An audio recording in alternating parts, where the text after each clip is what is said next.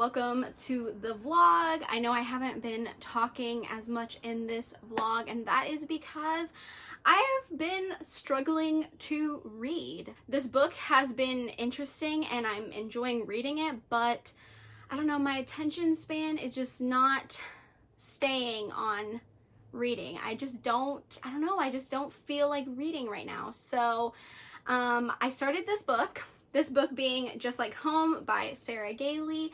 I started this book on Sunday. I was doing reading sprints on Katrina's channel with a whole bunch of friends. I'll have it linked down in the description in case you want to watch it. But I started this book on there and I like this so far. I'm about 190 pages in, a little over halfway, and I'm enjoying it. I really am. However, I just can't stay focused. I'm having such a hard time. So I started this on Sunday. It is now Tuesday. It is Tuesday, like almost evening now. It's almost 6, actually I think it's 6 o'clock. I think it's 6 o'clock because Justin's home from work. So it's 6 o'clock and I'm only this far into it and I'm trying to edit this video tomorrow. So I'm going to try my hardest to finish reading this book tonight. You want to help? You want to help? Are you going to help me talk about the book?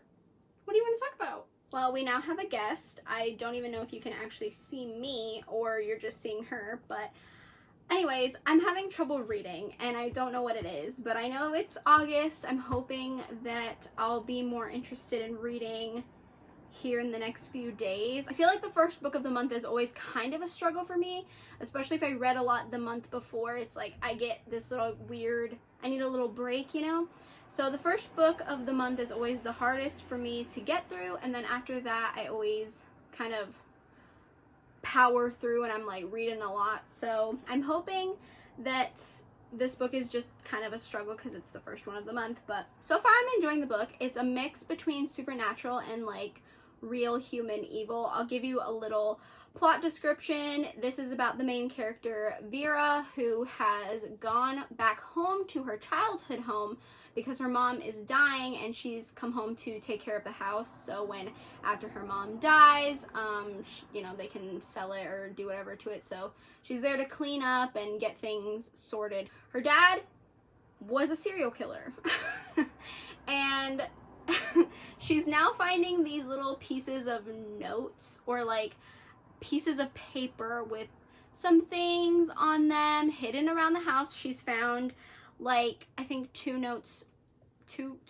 I think, and yeah, they also have this like artist guy living in this little shed turned into a cottage in the backyard, and he's some kind of painter that believes that he can like paint with like spiritual, like I don't really know what he does, but he's like painting through like a spiritual route because the house has such a dark history. But yeah, he's there to like paint the house and like communicate with the house and, you know, like spiritually. I get, you know, it's very interesting. The writing is really simple and easy to follow, but I also feel like it has a nice airy quality to it, like a very, not flowery, but airy. Like the sentences are very soft and breezy. I know that may not make sense, but that's how I feel when I read them. So I'm just describing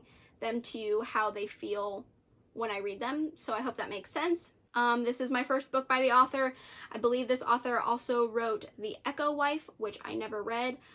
So yeah, I don't know, I'm enjoying it. I wish I was able to give it more of like my sole focus. I wish my focus wasn't so all over the place because I am enjoying it. I have some thoughts and some theories up here about what might be going on. I'm trying not to think too hard because I do want to like be surprised and hopefully like not predict or guess anything major. That's pretty much where I'm at now. I got a little less than half the book to go. I'm enjoying it. I wish I was having a better time reading But that's not the book's fault, that's just like my mental space's fault. So I hope this reading vlog isn't too like boring for you all. But yeah, I'm having fun so far. We'll see if this is actually going to be a new release that I actually end up enjoying, since they've all, well, okay, they not all of them, but a big majority of the new releases have been duds, and this is one of my anticipated releases of this year. So fingers crossed that this one works out for me way more than the previous new releases have been, but we'll see. I'm gonna try to finish this book tonight. I might not check in when I finish it. If I finish it tonight, I'll probably check in tomorrow morning before I edit, so that'll be the last check-in. But as of right now, that's all I have to tell you, and yeah, that's all I have to say. So hello my friends, time for my last check-in with this vlog. Last night I finished Just Like Home, and I have a lot of mixed thoughts on this book. I'm not quite sure where my feelings lie. There are things that I really enjoyed about this book. I really liked the supernatural mixed with human evil. I really liked the writing. I liked the alternating past and present chapters. There was a lot of good things about this book, and I like the overall idea of what this book is trying to convey, and like the overall message that this book is trying to convey. I get it, and I really liked it. My biggest pet peeve with this book, and I don't know how I feel. I haven't decided if I can get over it and I'll rate the book higher, or if it's going to stop me from rating this book a really high rating. But the ending wasn't my favorite. I don't know if I love where the supernatural portion of this book goes.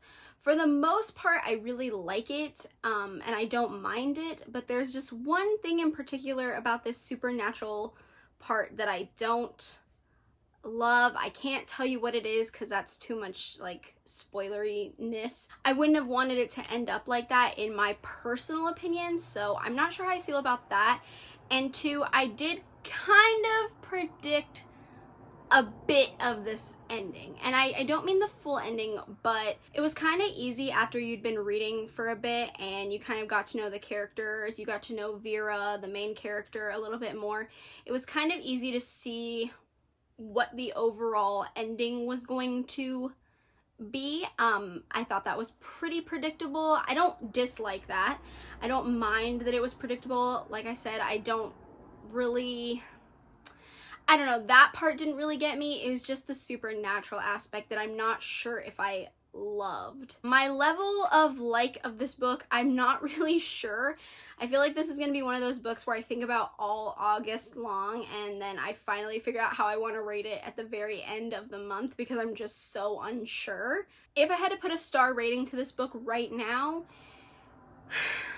it would either be a 3.5 or a 4. I'm not sure. I need to think a little bit more about the ending. I just need to sit on the ending a little bit more and see if everything that I didn't care for is okay enough to give it a 4-star rating or even higher. Who knows? Overall, I didn't hate this book. I did enjoy it for the most part. Like I said, I was in a weird headspace while reading, so I wasn't like super into reading at the moment while I was reading this. I did get into it more after I passed the halfway mark, so it did feel a little bit more interesting, even though it did hold my interest the whole time.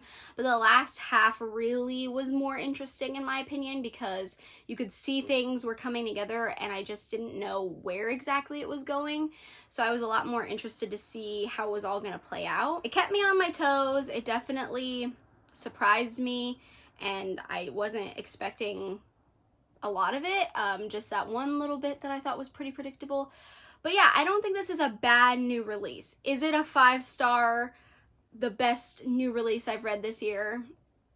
No, unfortunately. I feel like I've been having trouble with new releases, and I haven't had one that has knocked my socks off, except for The Ravenous Dead by Darcy Coates. That was, I think, the only 5-star new release that I've had. I believe that is the only 5-star new release I've had. So I guess we're trying to beat The Ravenous Dead by Darcy Coates, but I haven't had anything that surpasses that or equals that in any capacity. So yeah, new releases, they're something. This isn't a bad book. I do think it's worth a read. I thought it was interesting, and I did like it for the most part. I just had some like little issues with it, so it wasn't a perfect 5 stars. But hopefully I'll find that 5-star read soon. I'm dying out here. I need a 5-star. I need a 5-star quick, ASAP, hurry, somebody. So that's it for the vlog on Just Like Home by Sarah Gailey. I hope you all enjoyed. I know this was kind of a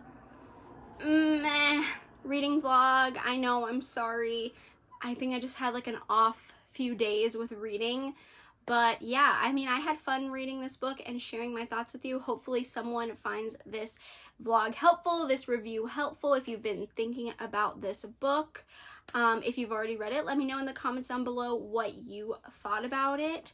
If you have any suggestions for reading vlogs, if you have any books that you would really like me to vlog reading, please leave them in the comments down below as well. I would always like to hear your suggestions. I hope you enjoyed. If you did, please give me a thumbs up. It lets me know that you enjoy these kinds of reading vlogs. That way I can keep providing you with these kinds of reading vlogs. If you haven't already, feel free to subscribe to my channel. We can become friends, talk about books, spooky books, scary books, horrific books, also thrillers, romance, and manga.